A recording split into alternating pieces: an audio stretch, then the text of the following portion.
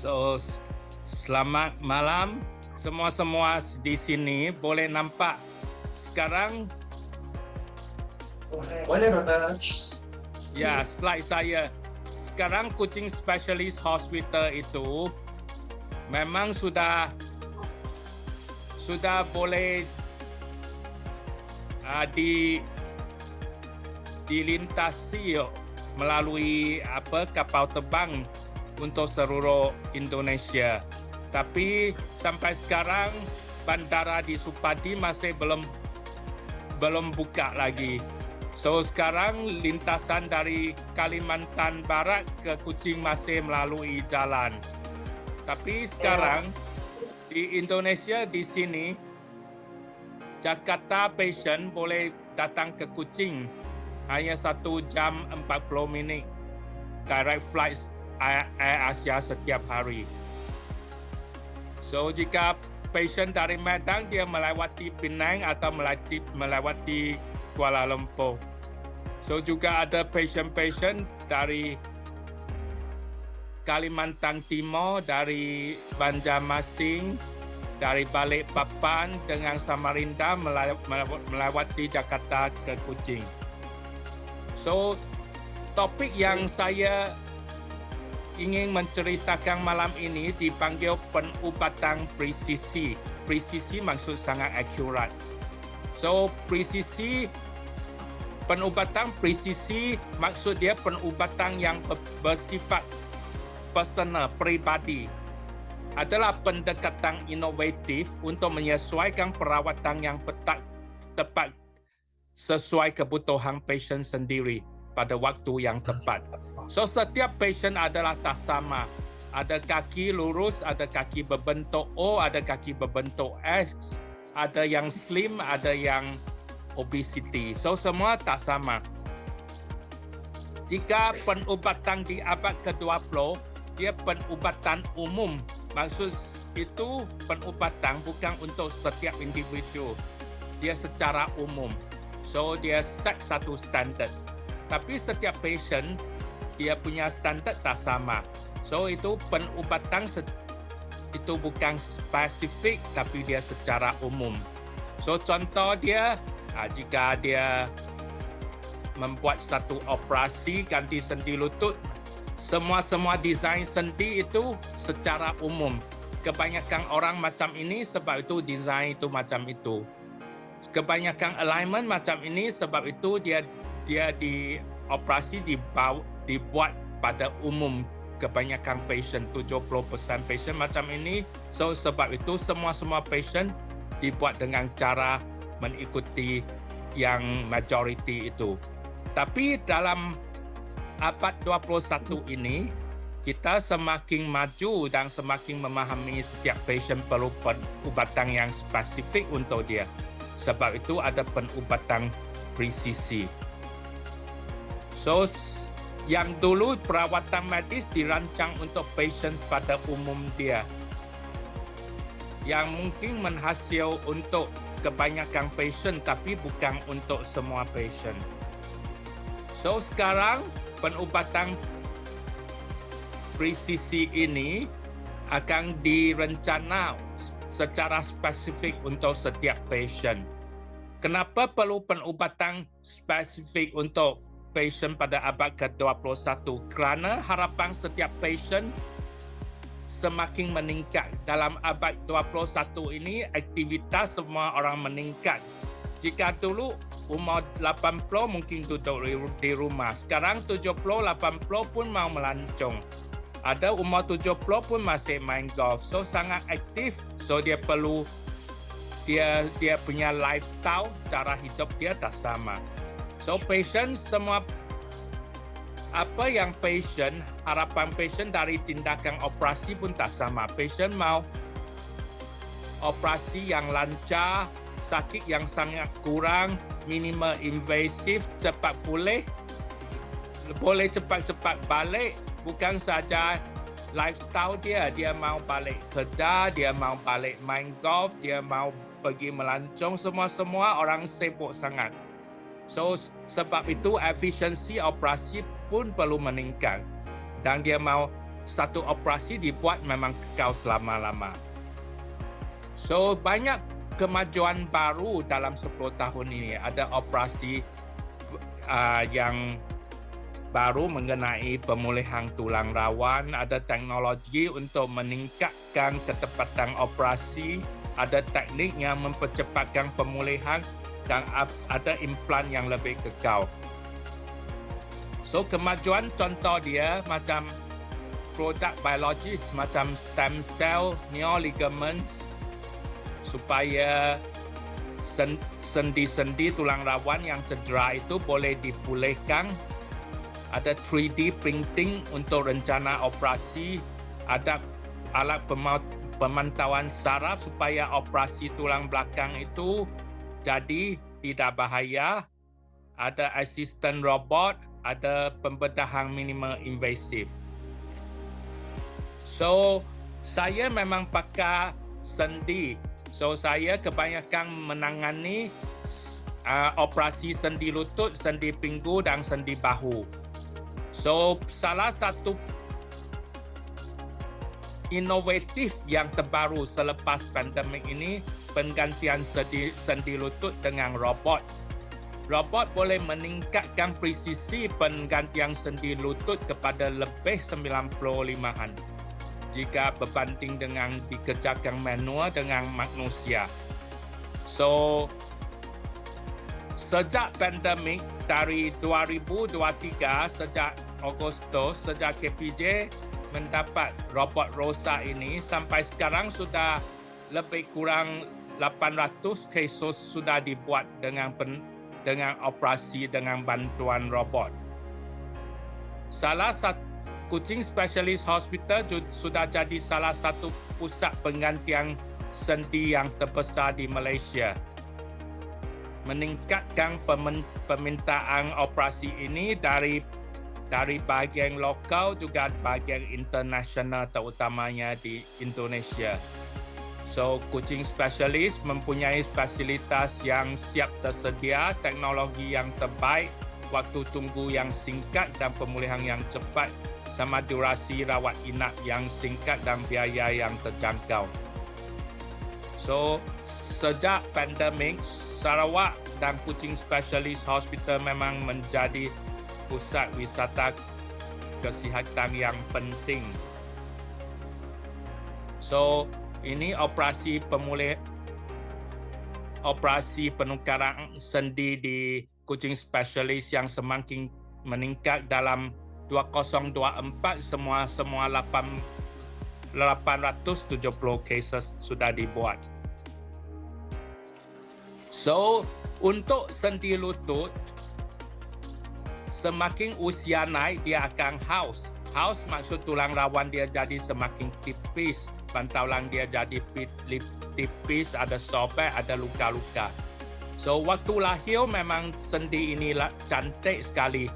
So, licin, ini bantalan semua bagus.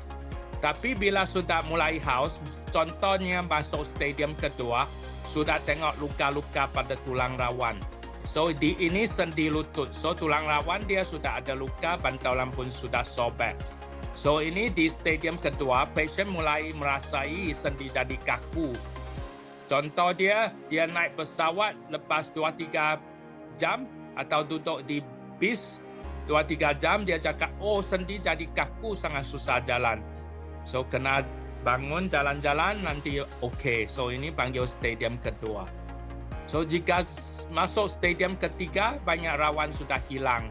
So, nampak tulang di bawah sama tulang rawan sudah yang hilang. So, waktu ini memang dia perlu ubat tahan sakit. So, waktu itu pasien akan beritahu, oh, sendi saya memang selalu sakit, susah naik tangga, turun tangga, tak bisa jongkok. Tapi jika saya ada minum ubat, masih boleh jalan, tak ada masalah. Pergi mau 1 jam, okey. So, itu stadium ketiga. Jika masuk stadium keempat, bantalan sudah habis hilang, tulang temu tulang. So, tulang rawan semua hilang. So, ini panggil stadium keempat. So, waktu itu pasien akan kata, oh, sekarang minum ubat pun sakit. Jika jalan setengah jam, tak bisa. Jika duduk baring tak ada masalah. So ini masuk stadium keempat, tulang temu tulang. Inilah peringkat yang perlu penggantian sendi lutut. So jika stadium kedua, ketiga, terutamanya kecelakaan sukan, so tulang rawan dia sudah hilang, tapi boleh guna teknologi lain. Macam ini, bagian tulang rawan yang dihilang, dia buat artroskopi teropong. So ditepuk lubang-lubang kecil. Lepas tu boleh inject ini. Ini panggil joint wrap. Dia hyaluronic acid scaffold. Ini bukan oily. Ini panggil joint wrap. Dia yang boleh menolong tulang rawan tumbuh. So walaupun mahal, tapi untuk cases yang orang muda boleh dijalankan untuk stadium 2-3 ini. Supaya tulang rawan yang baru tumbuh. Tapi jika stadium 4 tulang sudah temu tulang, meniskus hilang, so itu tak dapat dibuat secara ini teropong lagi. So mengenai 3D printing, sekarang 3D printing pun sudah ada di Southeast Asia, di Thailand. Zimmer sudah memulakan pusat sendi pencetakan 3 dimensi. Contohnya, jika ada cases tumor, itu kanker tulang, semua dibuang, dia mau diganti sendi, dia perlu desain satu alat khas ini. So ini boleh hantar CT scan ke Thailand, lepas tu dia buat 3D printing, lepas tu order implant ini boleh dipasang dan digunakan di mana-mana tempat. So 3D printing juga boleh digunakan untuk merancang operasi. Contoh pasien ini yang sudah pasang total hip replacement, ganti sendi pinggul 20 tahun dulu, sekarang sudah longgar. So berapa besar defect dia, mau guna alat apa, saya boleh order satu 3D printing. Maksud dia buat model tulang berasaskan CT scan. So dari defect sini, saya boleh rencana mau macam mana buat operasi. So ini boleh direncana dengan lebih teliti. So 3D printing di Malaysia masih ada mahal sikit lah. Jika mau print out model sebelum operasi, dia perlu bayar lebih kurang 2-3 ribu. Tapi dia boleh membuat rencana operasi yang lebih teliti. So sekarang AI sudah mulai di ortopedik juga.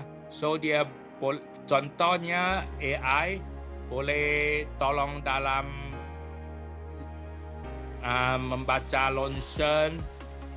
So dia boleh tolong mengenali defect pada lonsen, MRI semua. So AI juga boleh tolong prediksi satu operasi. You boleh pergi tanya, okay, ChatGPT, Gemini, jika saya buat operasi sendi lutut ini,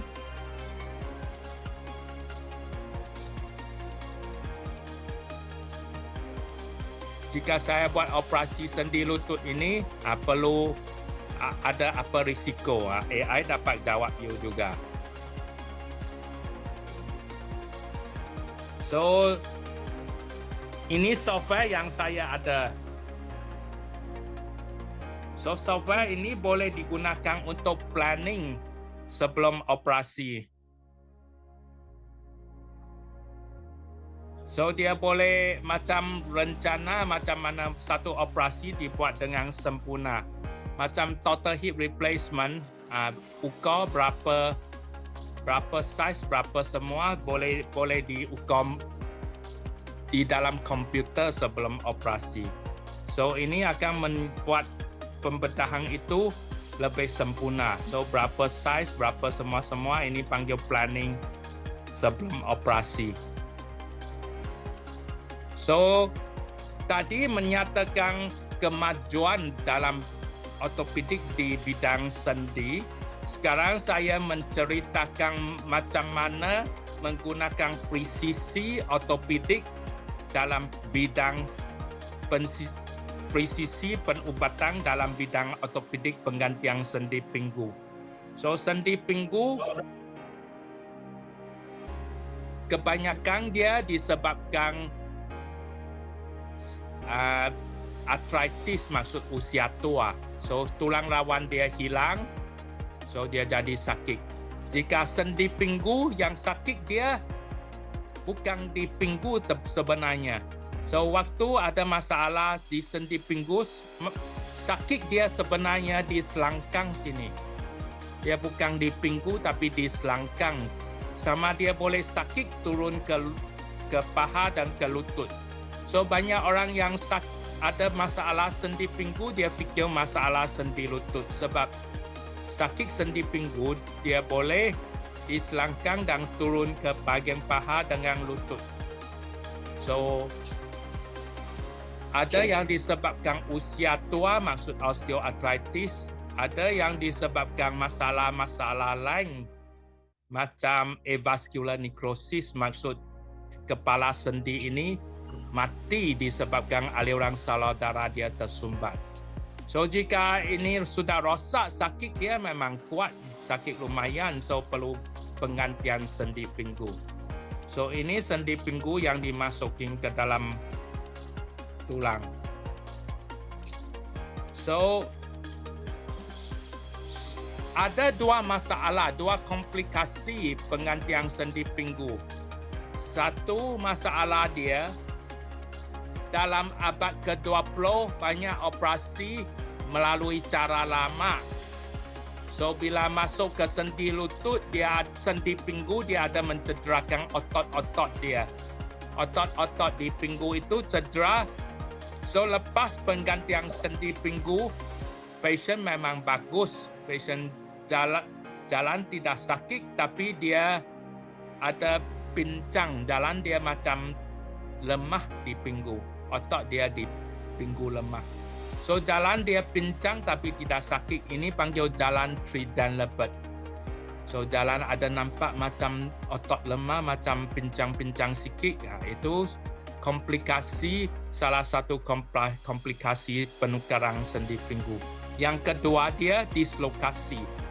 Maksud sendi pinggul itu tak stabil, dia dislokasi. So ini memang yang mau ditangani di abad ke-20, abad ke-21. Sebab di abad ke-20, pasien lepas ganti sendi pinggul, dia ada pincang sama dislokasi. So, masalah ini memang menyebabkan pakar tulang mencari banyak jalan untuk mengatasi masalah ini.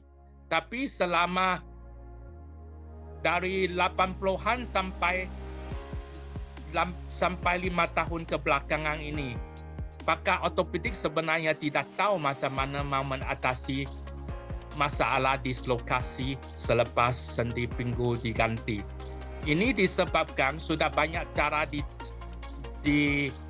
dicari termasuk posisi dia. Adakala posisi tepat tapi pun dislokasi berlaku. So pakar ortopedik sebenarnya buat banyak research tapi masih tidak mengetahui sebenarnya macam mana sendi pinggul boleh dislokasi sampai lebih kurang 5-6 tahun dulu. So lepas research yang banyak didapati sebab dia dislokasi pada sendi pinggul selepas operasi sebenarnya bukan disebabkan pinggul tapi disebabkan tulang belakang. So setiap pasien tulang belakang dia tak sama. Tapi bila ada perubahan pada tulang belakang dia akan mengubah posisi pada sendi pinggul juga.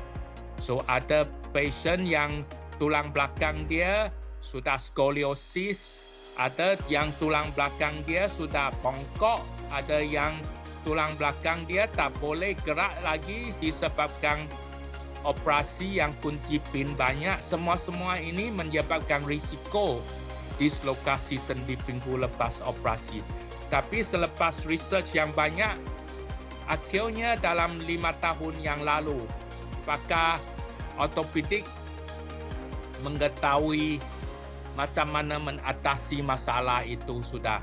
So sekarang sebelum buat operasi pinggul kena analisa tulang belakang. Berapa darjat ini tulang belakang boleh gerak semua-semua supaya boleh rencana posisi implan yang tepat supaya dislokasi tidak berlaku selepas penggantian sendi pinggul.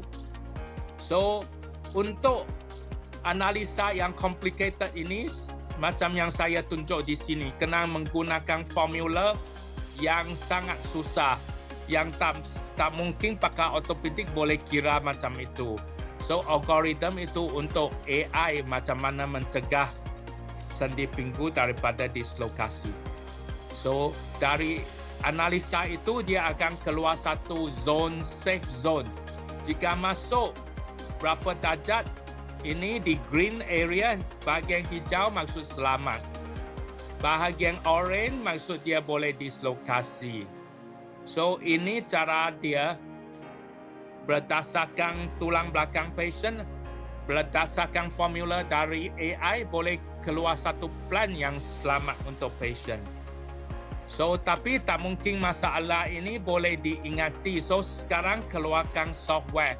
Software ini yang tolong menghitung semua ini supaya pakar ortopedik tak perlu sakit kepala. So, saya guna robot, guna komputer dia, saya terus boleh dapat cara-cara mengatasi semua ini. So, sekarang ini yang software yang saya guna, Valis. Valis boleh menentukan dari Johnson & Johnson ini. Dia boleh menentukan semua alignment pada pinggul, menghitung dengan teliti supaya operasi dijalankan dengan aman.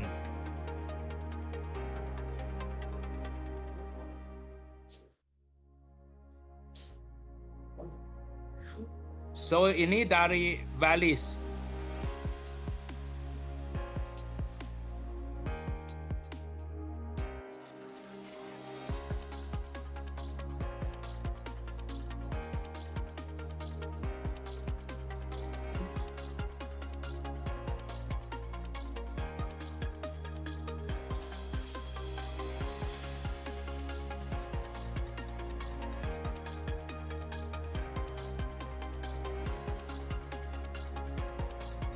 So, saya boleh tahu berapa darjat sekarang, berapa darjat inclination, berapa darjat itu, so supaya posisi cup dia boleh sangat tepat. So, saya boleh memasuki semua cup saya pada posisi yang saya rencana itu.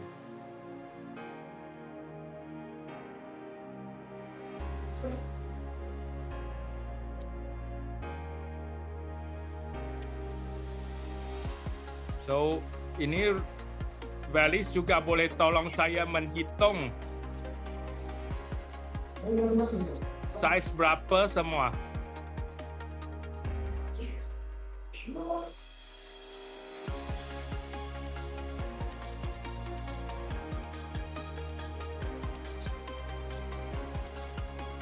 So, ini alat Valis yang digunakan dalam operasi saya.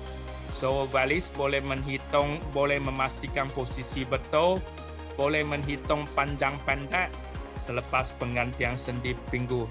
Dengan posisi yang tepat itu, risiko dislokasi dia jadi paling rendah sekali. So, di Kuching Specialist Hospital, ada 3 teknologi yang digunakan untuk memastikan selepas penggantian sendi pinggul, pasien boleh pemulihan cepat, boleh posisi implan yang tepat sebab alat dia kekal lama. So, teknologi pertama memang guna Valis. Teknologi kedua saya guna DAA. DAA maksud penggantian sendi pinggul itu bukan dari belakang pinggul, tapi dari depan pinggul. So, kebaikan DAA, dia operasi antara celah-celah otot. Maksud dia tidak memotong urat. So, antara celah-celah otot ini, dia tidak mengganggu itu perjalanan otot-otot, tidak merosakkan tendon, jadi pemulihan pasien jadi cepat. So, ini contoh dia, operasi dari depan, dari bahagian depan pinggul. So, untuk perempuan, saya boleh buat operasi dia macam ini. So, ini panggil bikini incision. bikini incision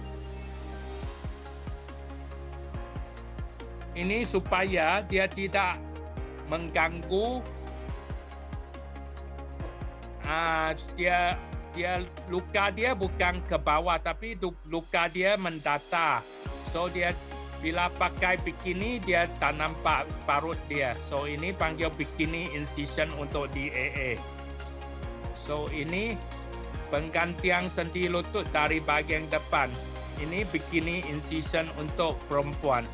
So dia antara celah-celah otot, tidak mengganggu tendon, pemulihan dia cepat. Berapa cepat? Sekarang jika saya mengganti sendi pinggul dengan pendekatan DAA ini, kebanyakan pasien dalam 3-5 hari tak perlu tongkat sudah bisa jalan. Jika saya mengganti kedua-dua sendi pinggul dalam masa 5-7 hari, pasien tak perlu guna tongkat sudah. Berbanding dengan cara yang lama, biasa pasien perlu 4-6 minggu baru boleh lepas tongkat. So pendekatan DAA ini menyebabkan implan dia boleh dinampak dengan jelas. So posisi boleh dianalisa dengan valid. So posisi yang tepat ini panggil presisi penubatan ortopedik. So ini yang menjaminkan alat itu pemulihan cepat sama alat itu boleh kekal lama. So untuk penggantian sendi pinggul yang kekal lama, teknologi ketiga yang digunakan itu menggunakan keramik. Jika menggunakan keramik sebagai bantalan, dia lebih baik daripada penggunaan plastik dan besi. Jika guna plastik dan besi itu, biasa dia tahan kurang 20 tahun.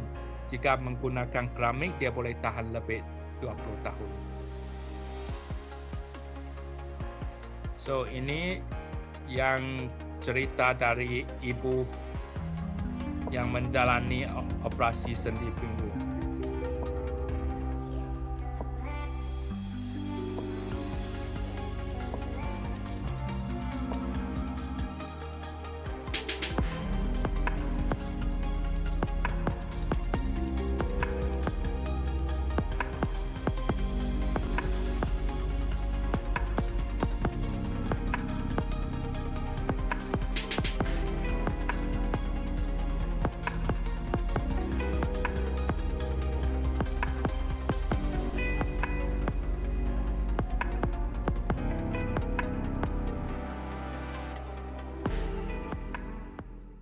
Saya waktu 2018 Desember, saya kan ke Amerika. Nah, waktu ke Amerika itu tanggal 30 New Year's. Nah, saya bangun pagi-pagi, kenapa saya punya kaki bengkak, swollen gitu, terus sakit sekali. Nah, saya pulang ke Jakarta. Setelah pulang ke Jakarta, saya ada pergi ke beberapa dokter waktu itu. Sampai mereka periksa saya punya vein gitu ya, takut ada kena blok. Tapi ternyata kata dokter nggak apa-apa. Jadi saya pergi ke dokter ortopedik. Waktu itu saya terus diterapi gitu. Tapi dokter itu belum ngomong sama saya bahwa saya punya hip itu ada masalah. Selalu cuman coba diterapi gitu. Tapi waktu 2019 saya ke satu dokter di Singapura. Dokter itu bilang saya, ibu punya lutut nggak masalah sebenarnya. Tapi dia nggak ngomong saya hip. Terus saya pulang ke Jakarta, saya tetap juga coba terapi, berobat gitu ya. Satu hari saya ketemu satu dokter ortopedik, dia bilang begini sama saya, kamu punya hip yang bermasalah. Tapi saat itu kan nggak lama kan pandemi, saya juga nggak berani kemana-mana. Di Jakarta pun juga takut ke rumah sakit. Begitu, sampai saya terakhir, saya punya temen. Pernah dia operation, dia punya knee ya, sama dokter Lee. Ada beberapa teman yang pasti, jadi mereka yang bilang sama saya, coba aja ibu konsultasi sama dokter Lee. Jadi saya konsultasi sama dokter Lee. Dokter Lee bilang bisa. Sekarang kan sistemnya baru, pakai DAA, bukan ini. Kalau mau pakai yang lama, titanium juga oke, kan. Jadi saya ambil yang DAA. Saya punya perasaan yang penting saya happy. Saya udah saya bisa jalan. Karena bagi saya daripada saya dibebanin sakit terus, sakit sebelah kiri, saya udah terus kemana-mana, saya fisioterapi, saya juga udah seminggu saya tuh pilates, saya juga hidroterapi. Tapi kan namanya sakit ini kan kadang 2 minggu enak, nanti 1 minggu lagi sakit lagi. Jadi kan on off. Daripada ini ya udah saya ambil keputusan, keberanian untuk saya sekali 2. Benar-benar satu challenge. Saya ya cuman buat saya sih gini, yang penting satu namanya kita kan namanya berobat ya. Kita mesti sama dokter nyaman dulu, itu yang the first one ya. Kalau kita nggak nyaman sama dokternya kan sulit juga ya. Untuk boleh bilang di perjalanan dari Jakarta ke sini juga bukan deket. Kita juga repot, mesti transit. Kayak kemarin kita semua nginep 1 malam di Malaysia gitu loh. Tapi ya karena kita percaya, dengan yakin, dengan dokternya, dengan ini, ya kita jalanin aja kita. Yang penting semuanya baik ya. Bisa semuanya baik, semuanya berhasil. Ya saya juga harap teman-teman banyak yang masalah seperti saya ya nanti daripada terus-terusan dengan fisioterapi dengan ini. Tapi karena sekarang kan kita tertunda karena pandemi ya, jadi kita nggak bisa datang. Kalau ini pandemi sudah selesai, saya rasa semua akan bisa datang ke Kuching.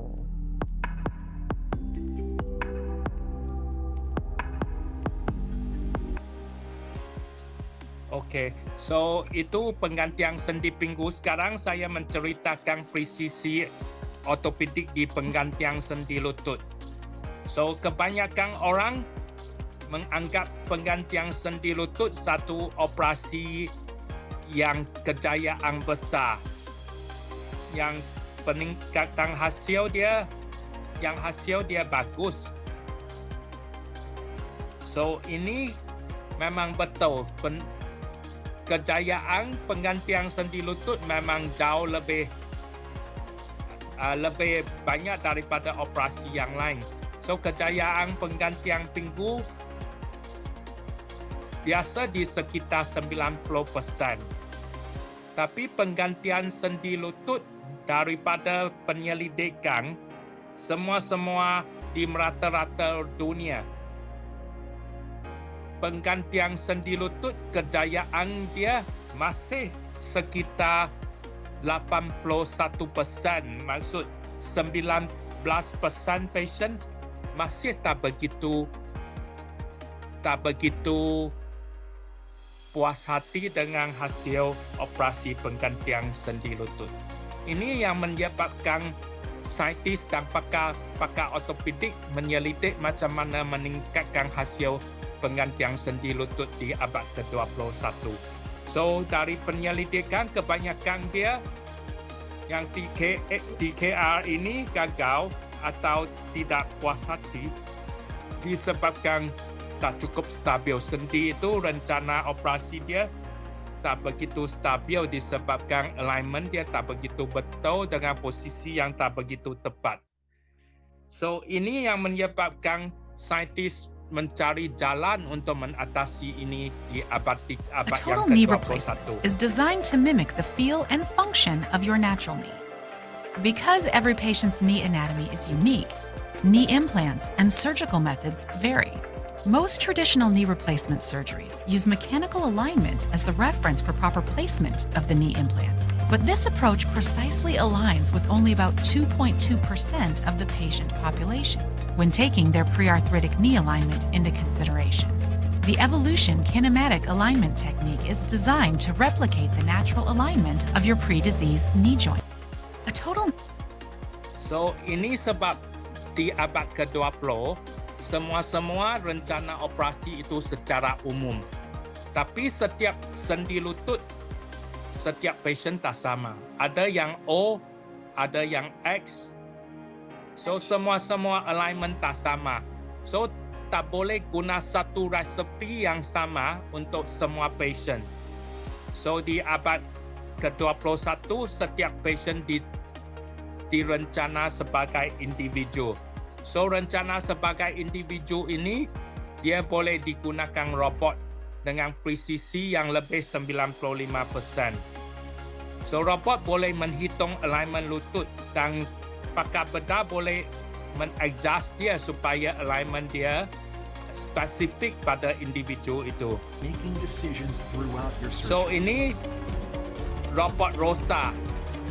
Robot ROSA dia boleh memotong tulang dengan presisi yang tinggi. Your surgeon creates So a plan ini for your alignment surgery lutut. based on So your ROSA unique boleh anatomy. menghitung alignment The robot lutut. helps to ensure the plan is Berapa executed darjat as atas, intended. berapa darjat bawah, berapa darjat samping, saiz berapa. Rosen Knee Pantauan uses a berapa camera tebal. and optical trackers to know where your leg is in space. If your leg moves, the robot can tell and adjust accordingly.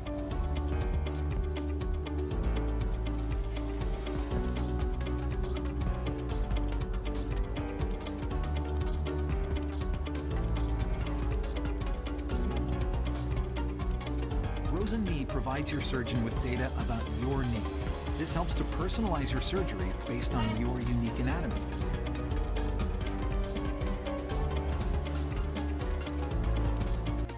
Making this So robot boleh menghitung berapa darjat atas, bawah, samping, memotong berapa darjat, semua-semua slope berapa. So dengan presisi yang tinggi ini dia meningkatkan hasil. So pergerakan lutut macam mana semua-semua ini waktu operasi boleh nampak dengan jelas. So ini yang kucing spesialis ini mendapat ROSA ini pada bulan Agustus 2023. So patient yang sangat obes, yang sangat gemuk, ada yang sekarang BMI dia lebih 40 pun. So yang menjalani operasi kegagalan dia tinggi. So case macam ini, case yang obesitas ini patut dijalani oleh pakar bedah yang berpengalaman. Sebab jika tidak dia kegagalan dia tinggi. So sekarang yang obesity ini penggantian lutut dengan bantuan robot. Dengan teknologi subbuster yang tidak memotong urat sama dengan implan yang lebih bagus. So contoh ini wanita 57 tahun, tinggi 165 cm tapi berat badan 110. Sudah stadium keempat tulang temu tulang. So penggantian dia digunakan dengan robot ROSA. Dan ini implan dia diperpanjangkan di sini supaya dia tahan lama. So dia guna implan yang diperpanjangkan ini. So ini teknologi yang boleh menjalani sukses dengan pasien yang obesitas. So pasien ini lepas 5 hari selepas operasi ganti 2 sendi sudah bisa jalan. So ini dengan pemulihan dia cepat disebabkan teknologi tidak potong urat dengan juga teknologi robot.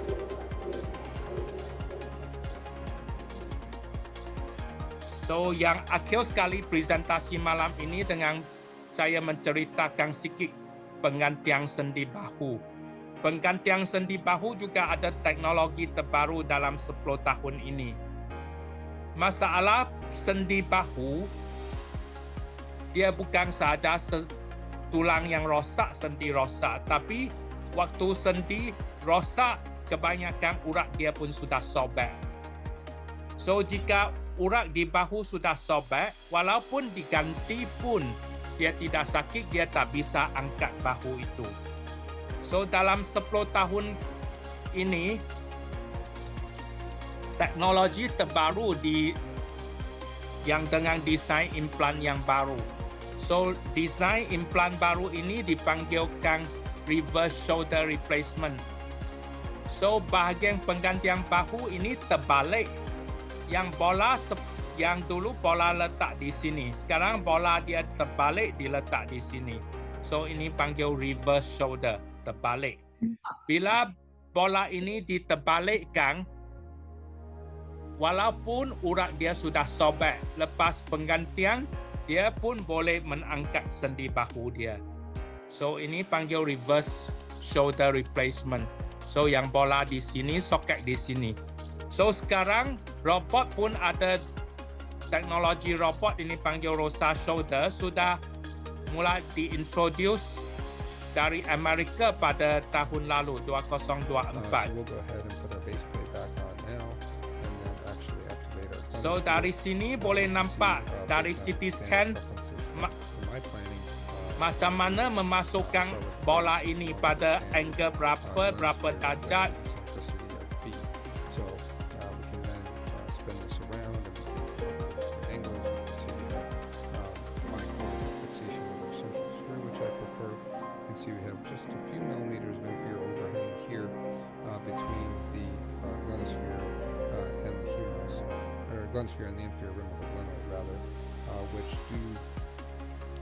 I do prefer to allow for rotation of the humeral component below the glenoid to prevent functional impingement. So overall, this looks like a pretty good plan. We do have a significant degree of So boleh nampak macam mana pergerakan dia juga lepas. Metrics here does give you some implant values in terms of your humerus and glenoid inclination inversion, which you can see here. That's all what we have planned. Rotation,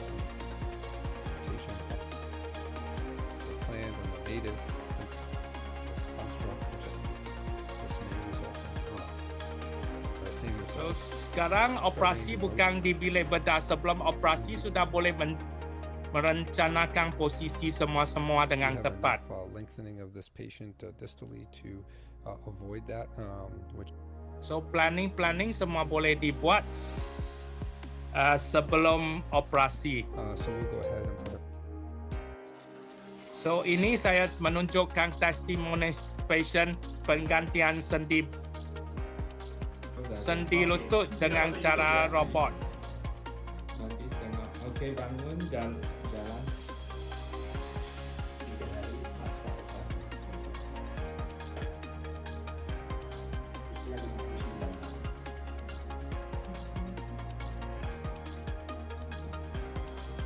Oke, duduk.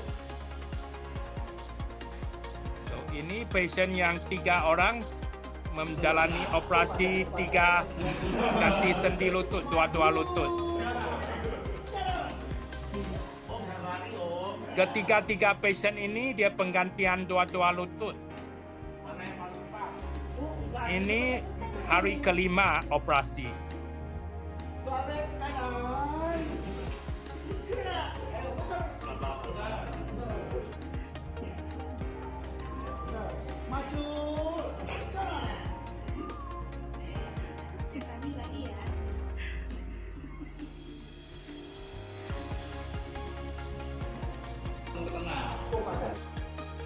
Terima kasih semua.